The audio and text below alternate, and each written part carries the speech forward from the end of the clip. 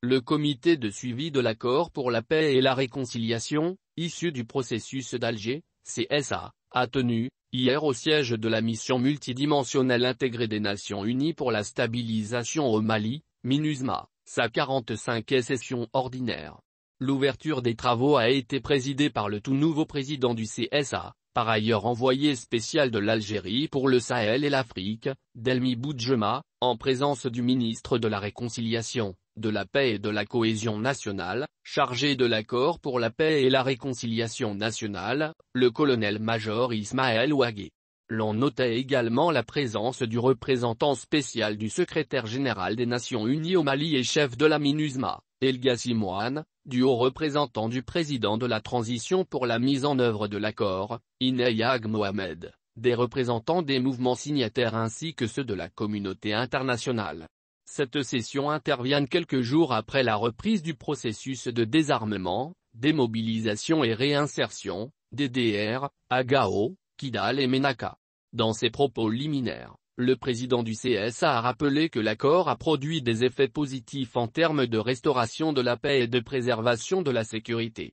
Cependant, pour Delmi Boudjema, il reste beaucoup à faire pour une mise en œuvre ordonnée et équilibrée de ces 4 piliers. Le diplomate algérien a ensuite précisé que, dans le cadre de la mise en œuvre du document, le comité doit tout faire pour préserver l'unité du Mali, sa souveraineté et son intégrité territoriale, mais aussi pour respecter le choix de son peuple souverain. Demandant l'aide de ses proches collaborateurs pour mener à bien sa mission, le président du CSA a félicité son prédécesseur, Boualem Chebi, pour le travail abattu. Au terme des travaux, tenus à huis clos, Delmi Boudjema s'est réjoui de l'ouverture d'esprit qui a prévalu au cours des échanges, mais aussi des engagements qui ont été pris par des parties signataires de l'accord. Je crois que le sentiment qui a prévalu dans cette salle est à la fois celui de satisfaction et d'optimisme, a exprimé le diplomate algérien qui a signalé que la communication faite par le ministre Ismaël Ouagué lors de la réunion a été bien accueillie par les membres du CSA. Ces derniers ont pu toucher du doigt des avancées notables et des acquis du processus. Je pense que nous avançons lentement, mais sûrement. Tout le monde est convaincu que l'accord est en train d'être mis en œuvre de manière ordonnée et équilibrée, s'est félicité Delmi Boudjema, qui reste optimiste que d'ici la prochaine réunion, d'autres progrès vont être enregistrés au bénéfice des populations, toutes tendances et régions confondues. Débats francs et sincères au cours de cette rencontre, le comité de suivi et la médiation internationale ont promis de faire en sorte que les progrès qui ont été réalisés jusque-là, puissent être renforcés et consolidés par d'autres engagements et réalisations. S'agissant de ses priorités dans l'application du texte, le président du CSA n'est pas allé par 4 chemins, c'est sa mise en œuvre dans tout son dispositif. Pour cela, le comité a l'ambition d'accompagner ce qui est décidé par des signataires de l'accord. L'objectif étant de n'imposer quoi que ce soit, mais, de faire en sorte que ce qui est décidé par les signataires, puisse se réaliser.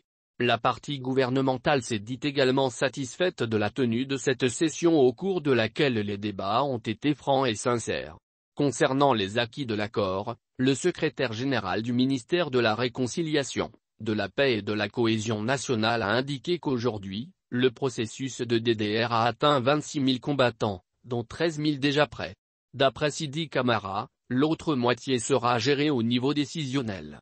Sur le plan du développement, il a annoncé le lancement imminent de 16 projets des collectivités territoriales avec un coût d'environ 38,4 milliards de FECFA. Réaffirmant la volonté politique des autorités de la transition de mettre en œuvre le document, le représentant du ministère en charge de la réconciliation a assuré que les difficultés, qui existent, seront surmontées. Pour sa part, le président sortant du CSA a demandé de préserver les acquis de l'accord et les rendre irréversibles, mais également de les parachever.